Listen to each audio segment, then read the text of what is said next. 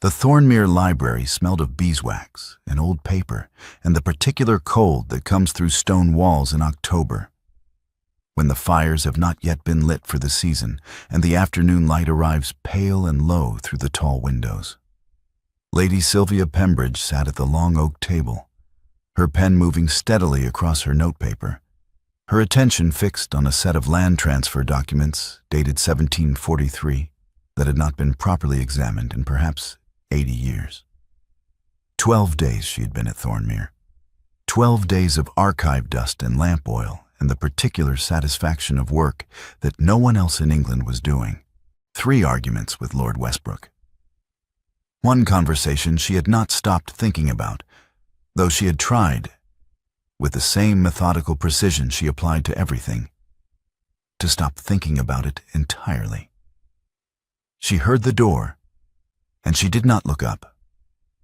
She heard his footsteps, unhurried, the step of a man who has never needed to hurry in his own house, crossing the room toward the shelves along the east wall. She heard the soft sound of a book drawn from its place, and then the creak of the other chair, the one that had become, over 12 days, unremarkably his. They had arrived at this arrangement without agreeing to it. She worked. He read. The fire, when it was lit, burned between them. It was, she had decided, the most productive she had been in 3 years, and this was something she did not intend to examine. She turned a page of the 1743 documents. "I saw you both in the garden," she said. She turned another page. She did not look up. The words had come out evenly, the way she intended them to. A statement of fact, neither accusation nor inquiry. The tone she used when presenting evidence that did not require elaboration. His book fell. The sound was very loud in the quiet room, the sharp slap of leather on stone flags, startling in its completeness. She turned another page. She heard him not move to retrieve it. The silence that followed the sound was a different quality of silence from the one that had preceded it, and she was aware of this without intending to be. She reached the footnote she needed and glanced up to locate the corresponding reference on the shelf behind him. The book was back in his hands. His face was entirely composed. That particular, finished composure that she had spent 12 days deciding was condescension, and which she had also spent 12 days suspecting was something else she did not yet have a name for. His eyes were on the page. She looked at the shelf, found the reference she needed, and looked back at her own work. Neither of them was fooled. James Alderton, Marquis of Westbrook, was 42 years old and had not dropped a book since he was 8. He was aware of this. He was also aware that his hands, currently holding the book with a steadiness that cost him something, had acted without his permission, and that this was the 3rd time in 12 days that some part of him had done something he had not authorized. The first had been the afternoon he sat down in that chair without thinking about it. The second had been the evening he said, during their second argument, that her methodology was the most rigorous he had encountered in the field, and had meant it as a compliment, and had watched her understand it as an insult, and had not been able to correct the impression quickly enough. He had read her published work for 3 years. He had known, in the abstract, that she was formidable. He had not known until 12 days ago that she was also someone who laughed quickly when caught off guard and then caught herself, as though laughter were something that required permission. He stared at the page in his hands and understood none of it. She had seen them in the garden. He had known, from the moment he crossed the lawn back to the house, that she had seen them.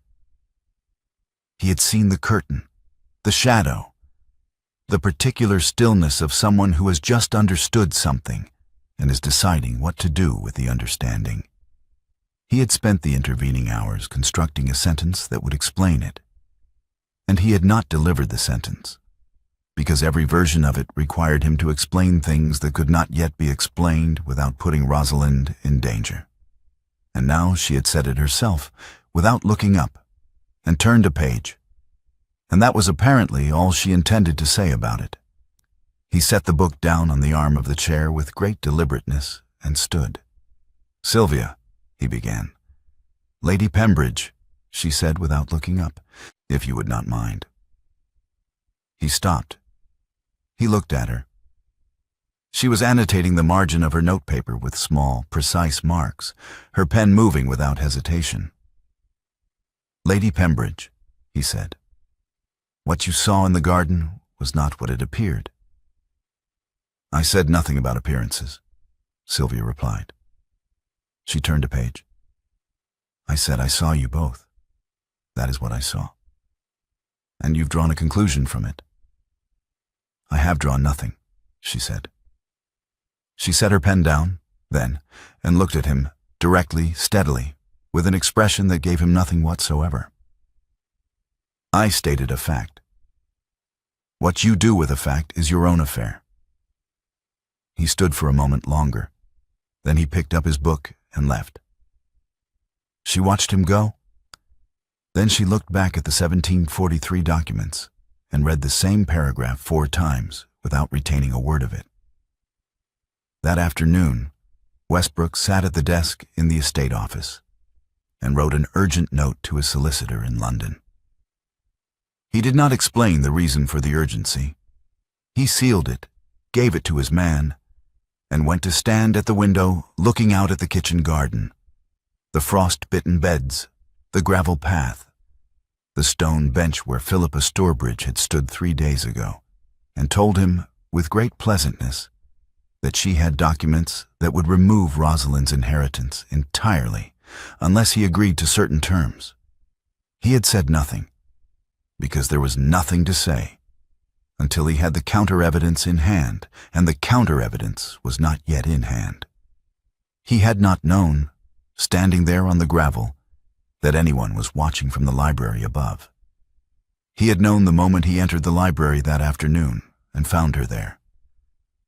Sylvia, in the library, returned to the 1743 documents and found a passage that did not sit correctly with the preceding deed.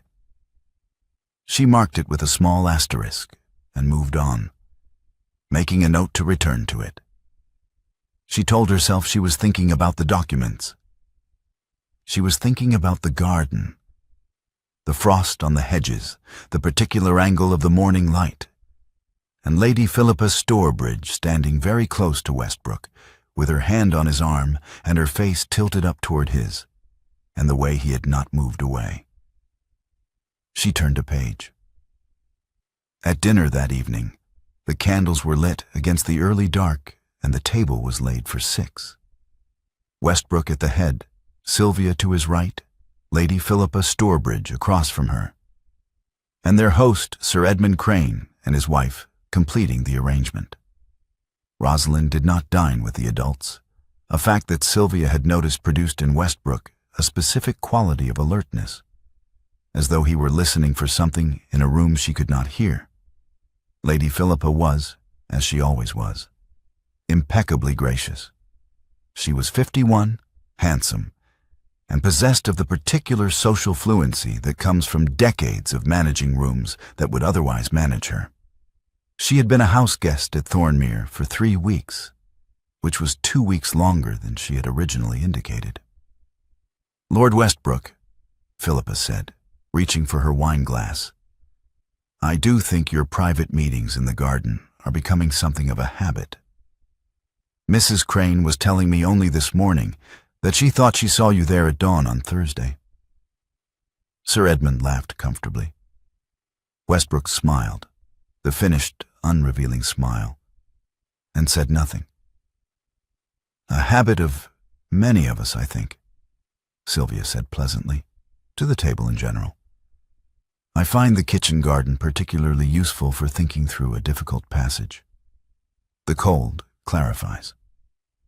"Oh, but Lady Pembridge," Philippa said, turning to her with a warmth that was entirely genuine in its surface, and entirely deliberate underneath it.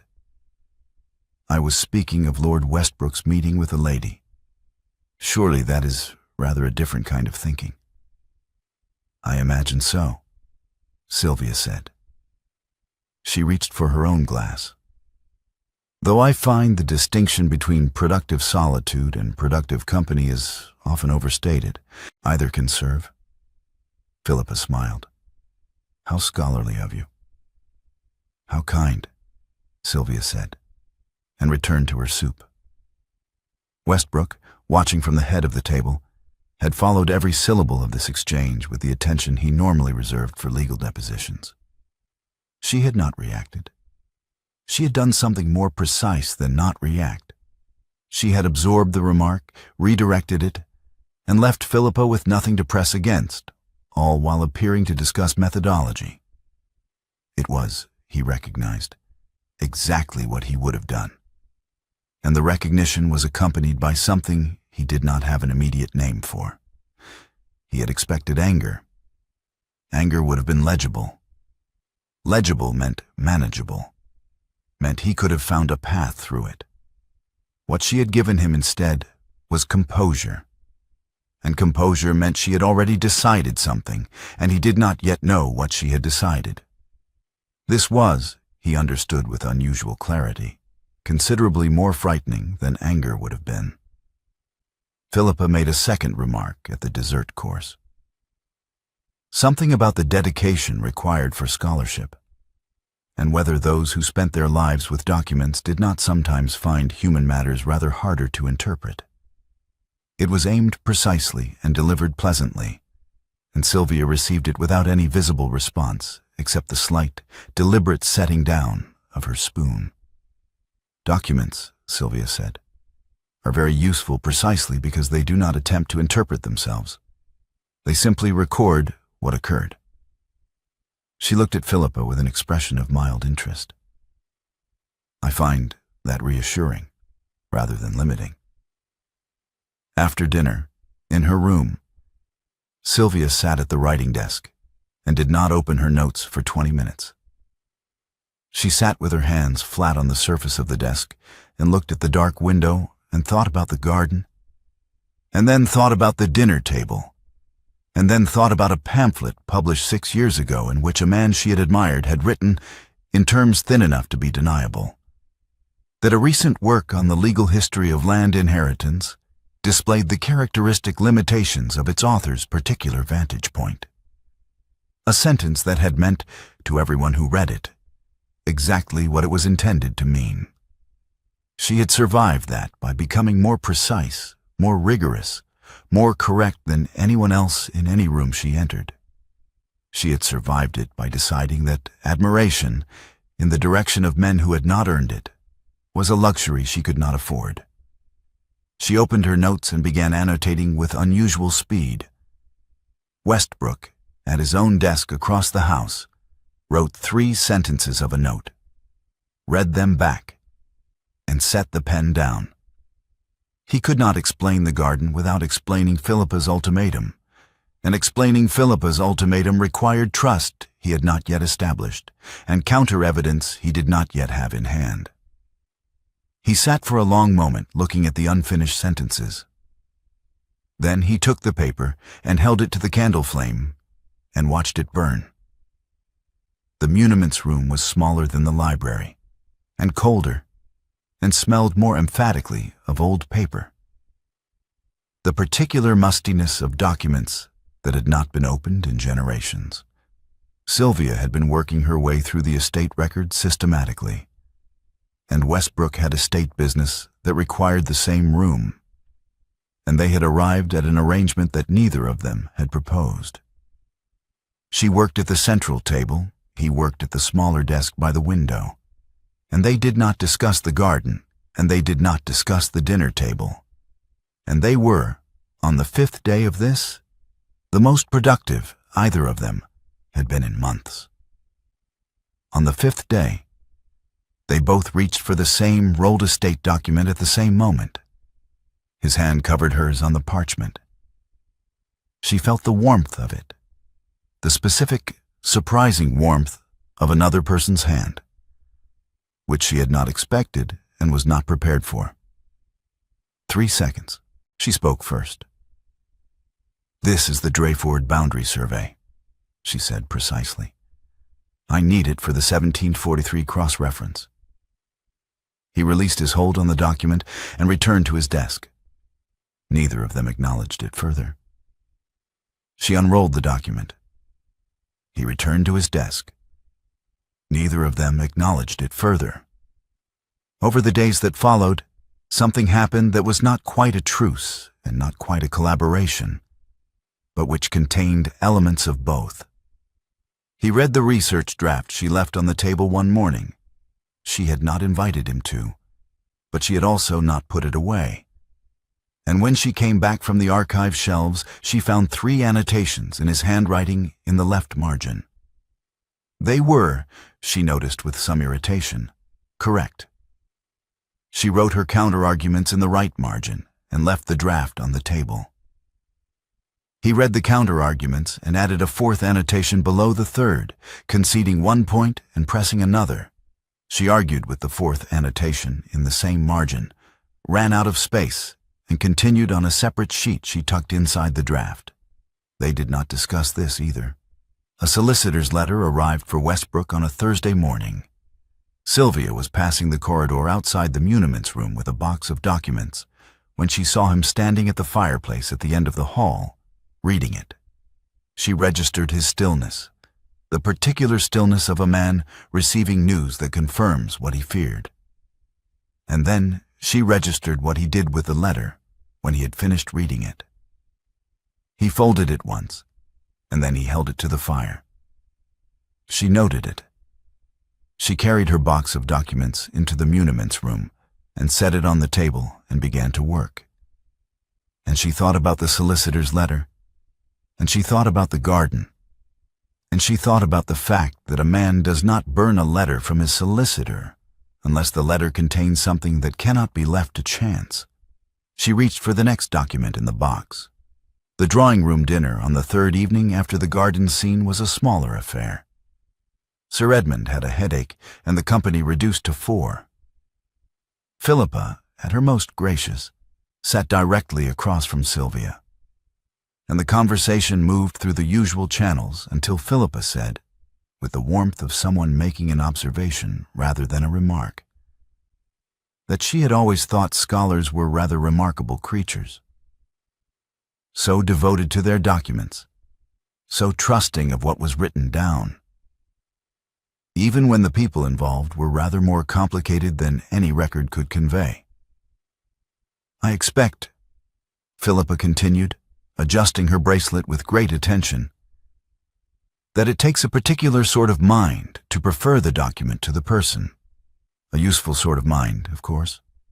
Very useful. But perhaps not ideally suited to, how shall I put it? The subtleties of living arrangements." Sylvia's expression did not change. But something did change, something very small. The faintest contraction around her eyes, the particular tightening of someone who has been struck in a place they did not expect to be struck. It lasted less than a second. Westbrook saw it. He shifted his chair, not dramatically, not with any appearance of intention, but the effect was that his shoulder now partially blocked Philippa's direct eye line to Sylvia. He did it the way he would have repositioned a document to change the angle of the light. Strategic, without flourish. Sylvia noticed. She did not look at him. Philippa pressed the point, because Philippa was not a woman who left a line of argument unfinished. "I only mean," she said, still pleasantly, "that a scholar's instinct is to trust the written record, which is charming, really. It is simply that the written record does not always tell us what we most need to know about the people involved." Westbrook set down his wineglass. "Lady Starbridge," he said. His voice was unhurried. The precise, unhurried voice of someone who has just decided to invite a witness to speak at length. "When you say the written record does not tell us what we most need to know, would you be more specific? What record are you referring to, and what do you believe it fails to convey? Philippa smiled. Oh, I speak generally, Lord Westbrook. Philosophically. I see, Westbrook said. Only it sounded rather particular. I wondered if you had a specific document in mind, or a specific person whose situation you felt the record misrepresented.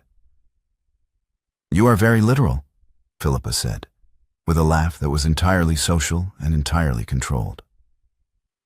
I am, Westbrook agreed. It is a failing. I find it difficult to respond to a general argument without understanding what specific instance it is meant to address. He picked up his wine glass again. Forgive me. Philippa pivoted smoothly, redirecting to Mrs. Crane with a question about the autumn planting, and the moment passed.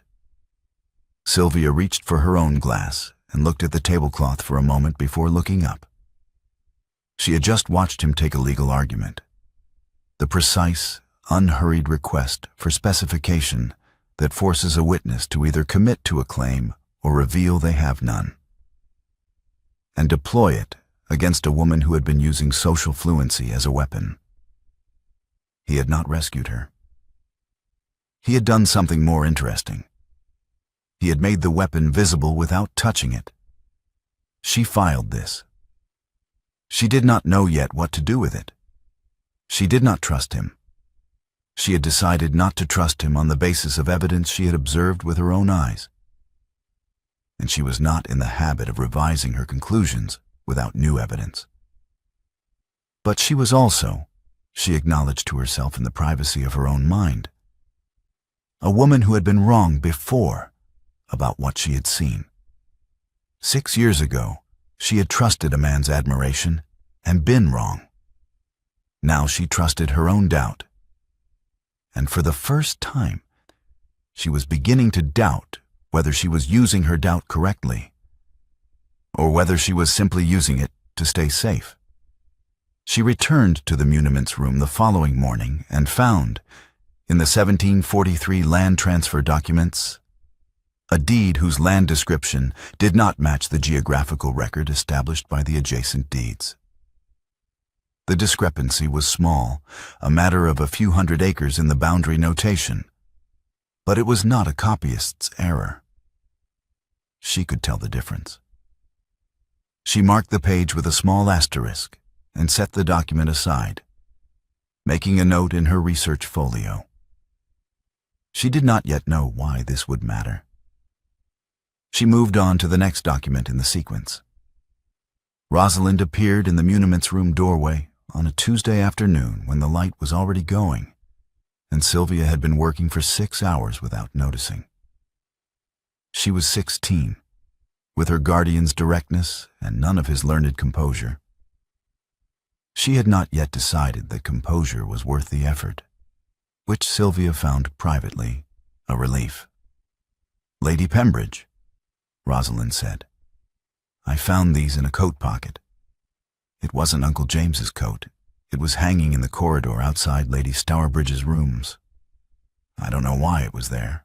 I don't know what these are. But they have land descriptions in them, and you're the person who knows about land descriptions. She held out a folded set of papers. Sylvia took them. She unfolded them on the table, smoothing the creases with the flat of her hand, and began to read. She went very still. The land reference was one she knew. She had spent 3 weeks with the 1743 deed sequence. She had the boundary descriptions memorized in the way that a person who has read the same document 40 times memorizes it, not by intention, but by accumulation. The description in these papers was close. It was very close. But it was not correct. The boundary notation used a landmark that, according to the deed sequence she had spent 3 weeks examining, had been recorded differently in 1743, and she had already proven, in her own archival notes, that the 1743 recording was the authoritative one, because the adjacent deeds confirmed it from 3 independent directions. The forgery was not immediately visible to the eye. It would not be visible to anyone who had not spent 3 weeks with the original documents. But she had spent 3 weeks with the original documents, and she had the counter-evidence in her own research folio, and she had marked the relevant passage with a small asterisk. And she had not known, until this moment, that the asterisk was a weapon. She looked at the papers for a long moment. Then she looked at Rosalind. "Where did you find these?" Sylvia asked. "In the coat pocket," Rosalind said.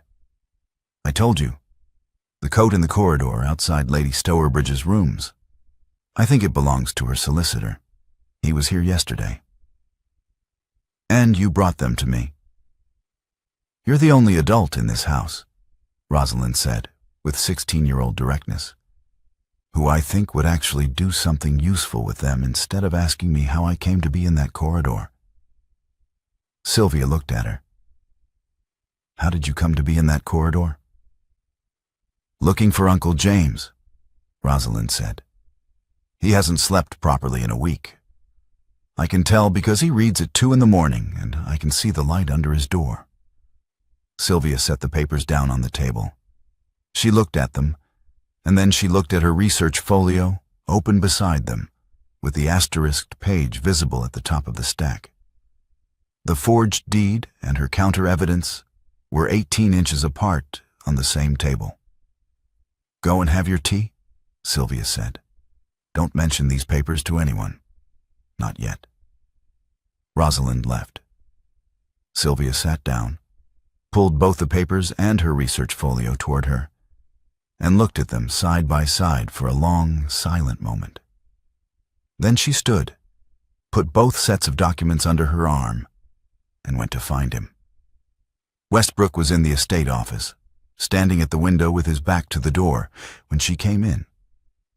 He turned when he heard her, and she put Philippa's papers on the table between them without preamble. He crossed to the table and looked at them. Then he reached out and took them. And as he did, his hand covered hers briefly on the papers.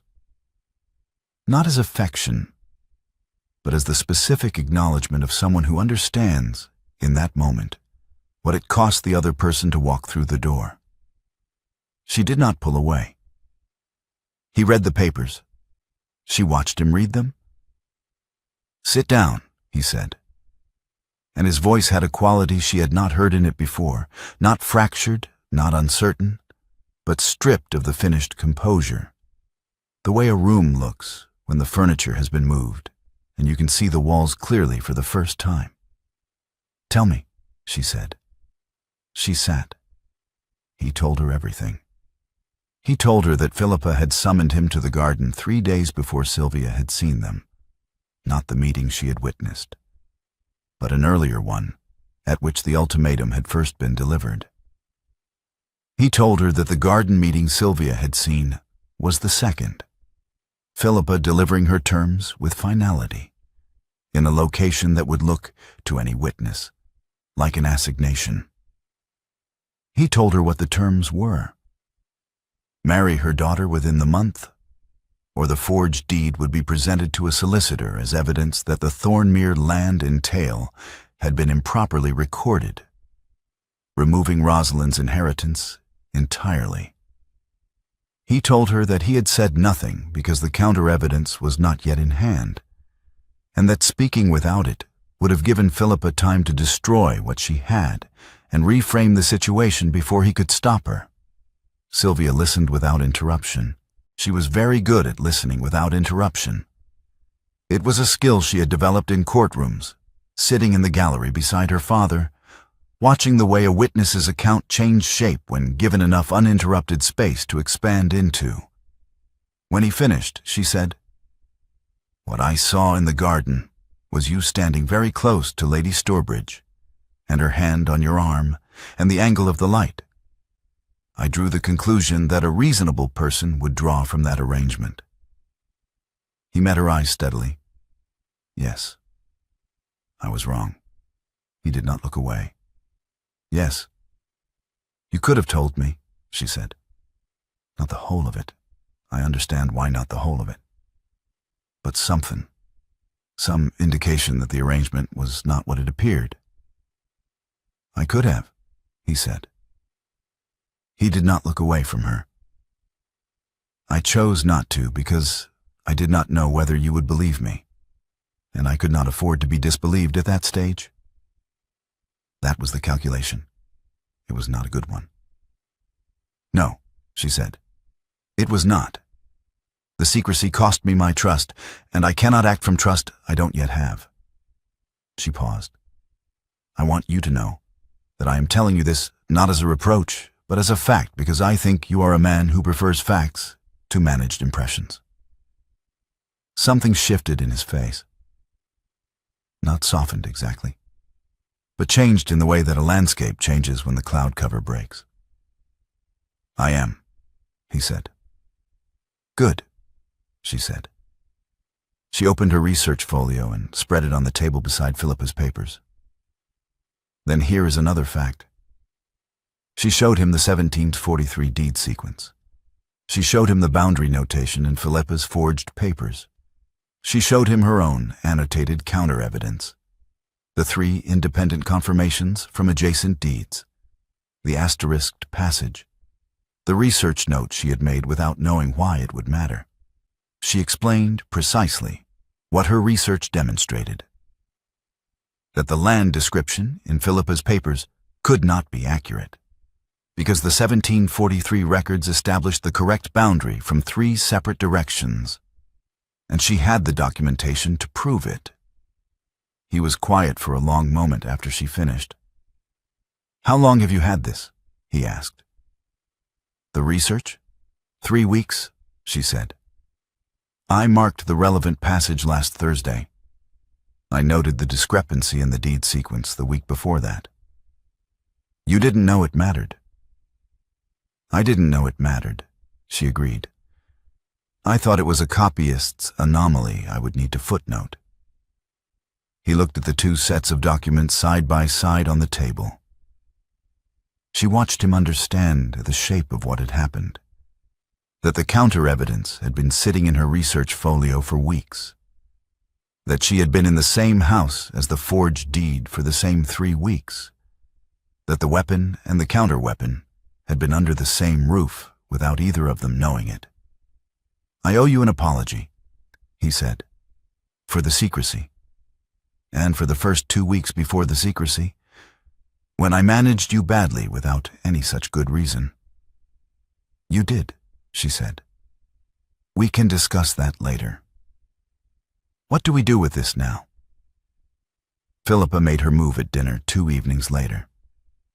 She waited until the soup was cleared and the room was comfortable. And then she said, with the warmth of someone sharing pleasant news, that she was simply delighted that Lord Westbrook appeared to be nearing the conclusion of an arrangement that would be beneficial to both their families. She had always thought the connection a natural one, and she did hope the formalities would be settled before the end of the month. Sir Edmund offered his congratulations. Mrs. Crane expressed delight. Westbrook did not correct it. Sylvia watched him not correct it. She watched his face, the finished composure, the slight inclination of the head that was neither confirmation nor denial. And she understood that the solicitor had not yet authenticated the counter-evidence, and that correcting Philippa's announcement now would expose the forgery before the documentation was in order, giving Philippa time to destroy what Rosalind's papers had revealed. She understood all of this in the space of 3 seconds. Then she excused herself with a headache because she could not sit at that table for the remainder of the evening and keep her face from doing something she would regret. For 3 days, she worked in the archives and responded to his written notes only on matters of research. She did not seek him out. She told herself this was principle, that she had told him the secrecy cost her trust, and she was not going to pretend the trust had been rebuilt in 2 days simply because she now understood his reasons. She was also, in the part of herself that she was more rigorous with than any document, aware that she was afraid. Not of him exactly. Of the specific feeling she had when she was in a room with him. The feeling that she was not as composed as she appeared, and that he knew it, and that she could not afford for anyone to know it again. She had been known once by someone she trusted. He had used it in print. She annotated her research. She did not think about the drawing room, or the chair shift, or the hand on the papers. Rosalind came to find her on the third afternoon. "He hasn't slept in 4 days," Rosalind said, from the doorway of Sylvia's room. "I know, because the light is under his door at 2 in the morning and at 5 in the morning, and sometimes I think it never goes out at all." She paused. "I'm 16, not 6. I know what's happening, and I know you have the papers." "Rosalind," Sylvia began.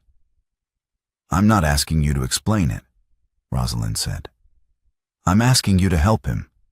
You're the only person in this house who can, and you know it. And I think you know it. And I think you're deciding something. And I wish you would decide faster." She left. Sylvia sat for a long time after she had gone. Then she took her annotated copy of her own published research, the volume from 3 years ago, the one that contained, in Chapter 4, the most thorough examination of the 1743 land transfer methodology in the existing literature. And she went to the library. He was already there. Her published work was spread across the table in front of him, 3 volumes, open, with his own notes in the margins on small slips of paper tucked between the pages. He was looking for the counter-argument she had already made without knowing she was making it. He had been looking for it, she understood, for 4 days. She sat across from him without speaking. He looked up and then looked back at his work. And she opened her annotated copy to Chapter 4, and they worked in silence. The fire burned low. The clock on the mantelpiece marked 11, and then midnight, and then 1. At some point she found the passage, the specific methodological argument, laid out with 300 pages of supporting documentation that established the 1743 records as the authoritative reference for exactly the category of boundary dispute Philippa's forgery depended on. She had written it 3 years ago. She had not known then why it would matter. She marked the page with a slip of paper. She looked at it for a moment. Then she set the open book on the table beside him, the marked passage facing him, and looked at her own notes. He looked up. She was already looking at her notes. She heard the quality of his stillness deepen, the particular arrested quality of someone reading something and understanding, for the first time, the full shape of what they are holding. "Sylvia," he said. She looked up. "Thank you," he said. It was not a managed sentence. It was not a complete sentence. It was the first involuntary thing about his speech in a decade, and they both knew it. She looked at her notes. "Get some sleep," she said. "You'll need to be precise tomorrow."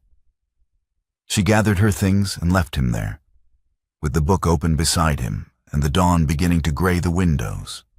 And she walked back to her room and sat at her desk and did not open her notes, and did not pretend that she was not, for the first time in 6 years, afraid in a way that had nothing to do with danger. By morning, the documentation was in order. The solicitor arrived from London before 9, examined Sylvia's archival research against the forged deed, and authenticated the counter-evidence with the thoroughness that the situation required. Westbrook met with Philippa in the estate office at 10 o'clock. He closed the door. Sylvia did not know precisely what was said, and she did not ask. Philippa left Thornmere before noon. There was no scene. There was no raised voice, no public accusation, no confrontation before witnesses. Her carriage was brought round, her luggage was loaded, and she departed with the particular composed dignity of someone who has been outmaneuvered and knows it. and has decided that the most useful thing she can do is leave before the full extent of the outmaneuvering becomes apparent to the room. The same documentary precision she had believed she owned had been turned against her without noise, by a woman whose name she had mocked at a dinner table, using research written 3 years before any of this began. At the farewell luncheon, a smaller, quieter affair than the house had seen in weeks, Westbrook introduced Sylvia to Sir Edmund and Mrs. Crane with a directness that left no room for interpretation. "I want you to know," he said, "that Lady Pembridge's archival work this past month has prevented a significant injustice to my ward. Her research demonstrated, with the kind of rigor that will hold in any court in England, that a document being used against Rosalind's interests was fraudulent. I am grateful to her. Thornmere is grateful to her, and I wanted to say so in front of witnesses." He said it plainly, looking at Sylvia across the table. He had not asked her permission. He had not softened it into a social compliment or framed it as a general observation about scholarship. He had named the work, and named what it had done, and named her, and said it where it could be heard. Sylvia had spent 6 years being the person who survived by being more precisely correct than anyone else in any room. She had survived on the rigor itself, on the work which was hers and could not be taken. She had not, in those 6 years, been publicly acknowledged for the specific work by anyone who had read it and understood what it cost to produce. She met his eyes across the table, and something in her face that had been held at a particular angle for 6 years shifted, not dramatically, not visibly to anyone who was not paying attention. But she did not turn a page. The south terrace at dawn was cold in the particular way of late October mornings, when the frost has not quite settled, but the air has the sharp clarity of something about to crystallize. Sylvia had come out for the cold and the thinking, and because she had not slept, and the library felt suddenly very small. Westbrook was already there. He was standing at the balustrade, looking out at the kitchen garden below, the frost-bitten beds, the gravel path, the stone bench that had started all of this. He heard her step on the terrace flags and turned, and for a moment neither of them said anything. Then he said, "I have been wrong about how to be in a room with you." He said it without the finished composure, without the complete sentences that landed like verdicts. His voice was level, but the words were not arranged. They were arrived at, one at a time, the way a person speaks when they have decided to stop managing the impression and simply say the thing. "Since before I knew you were here, I read your work for 3 years, and I thought I understood something about you. And then I sat down in that chair, and I found I understood nothing. And I responded to that by being not my best self." He paused. "The book falling was only the most recent thing you have undone." Sylvia listened. She stood with her hands loose at her sides and her face open. Not the armor, not the composure, but the face underneath it, which was warmer than anyone at Thornmere had seen. "I was wrong about the garden," she said. "I knew it 3 days before I admitted it to myself, and I kept turning pages anyway." "Why?" he asked. She looked at him. "Because I wasn't ready to be wrong yet," she said. "Being wrong about you meant I had felt something real, and I had decided, 6 years ago, that feeling something real about a man who reads my work was a mistake I would not make twice." He was quiet for a moment. "6 years ago," he said. "The pamphlet." She had not told him about the pamphlet. "You read it," she said. "I read everything you've written," he said, "including the things written about you. I thought, when I read it, that the man who wrote it was either a fool or a coward, and that the work he was dismissing was the most rigorous thing published in that field in a decade." He looked at her steadily. "I read your name on a title page 3 years ago. and I was not ready for what I found there either. I have spent 3 years and 12 days approaching that incorrectly. She looked at him. The specific look, the one the audience would recognize by now, the one that had always preceded a turned page. She held it for a long moment, the cold air between them and the frost on the garden below, and the pale early light coming up over the east wing of the house. She did not turn a page. She stepped forward and kissed him, once, deliberately, with the same precision she brought to everything she did, and with the warmth underneath the precision that she had been keeping very carefully out of reach for 6 years. His hand came up to her face, and the morning was very quiet, and the kitchen garden below was silver with frost. The library that evening was warmer than it had been all month. Someone had built the fire up properly, and the 2 chairs were drawn close to it, and the room smelled of wood smoke and old paper, and the particular comfort of a space that has been inhabited long enough to hold the shape of the people in it. Sylvia sat with her research notes in her hand, reading. Westbrook sat in the other chair with his book, the one that had fallen on the first afternoon, with a sound that had been very loud in the quiet room. It was on her desk now, with a bookmark in it, which meant he had been reading it there, which meant he had been sitting at her desk. She had not said anything about this. His hand rested on the arm of his chair, close to hers, but not touching. The fire burned low. In the morning, there were 2 cups on one tray, and the legal history was open on the desk to the acknowledgments page. The second name had been added in her own hand, a small, precise addition, in the same ink she used for her research annotations. Not a dedication, an acknowledgment. The scholar whose archival rigor, and whose willingness to be wrong about someone on purpose, had made the work more complete than it would otherwise have been. Outside, the October frost lay on the kitchen garden, and the stone bench was cold, and the gravel path caught the early light in the same way it always had. The library windows were bright,